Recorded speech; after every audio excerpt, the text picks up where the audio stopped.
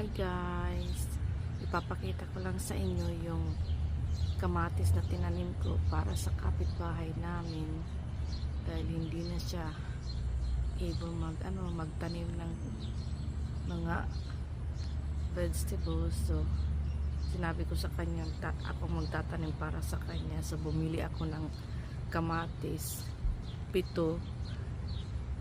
Ito yung isa, yung cherry tomato. 3 beses na ito na nakapag-harvest. Yan, maraming tomatoes.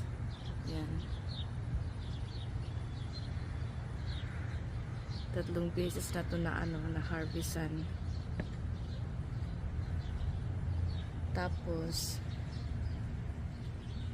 6 yung beef na tomatoes. Ito, marami siyang bunga. Ang lalaki. Lalo na ito.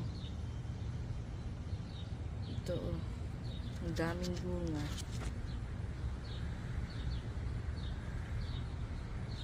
Yan. Sa ilalim, maraming bunga. Ito, marami siyang bunga.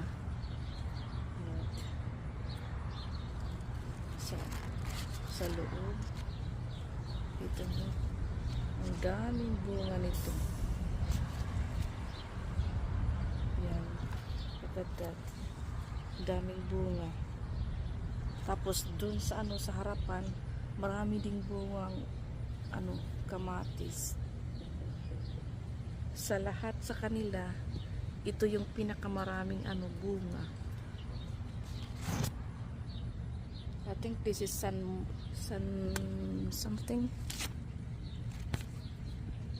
sanmanzas.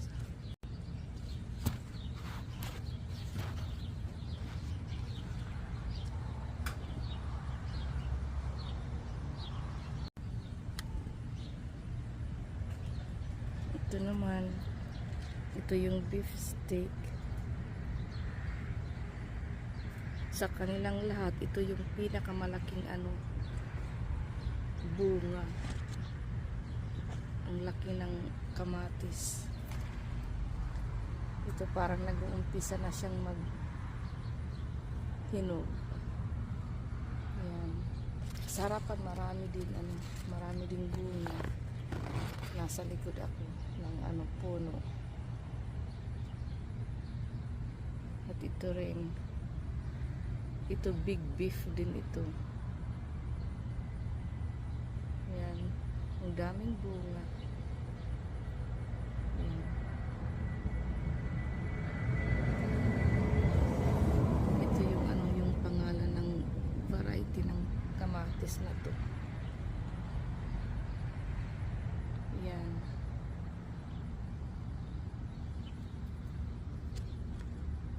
Daming bunga. Yung naman, yung sa huli, nag-uumpisa pa lang siyang magbunga. Ayan. Marami siyang bunga.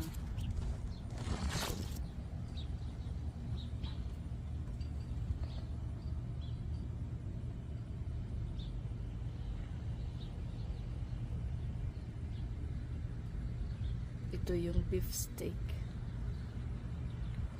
Ang lalaki ng ng bunga.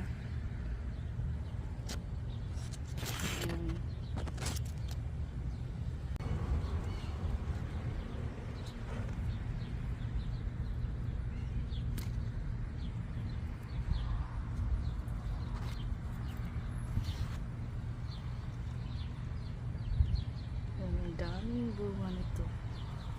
Ito yung pinakamaraming bunga.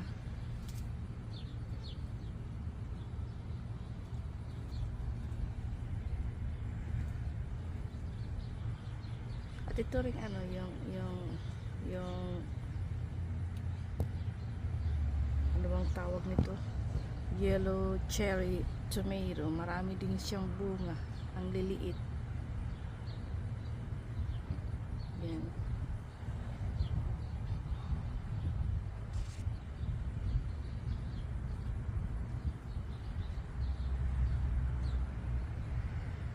Yun lang guys.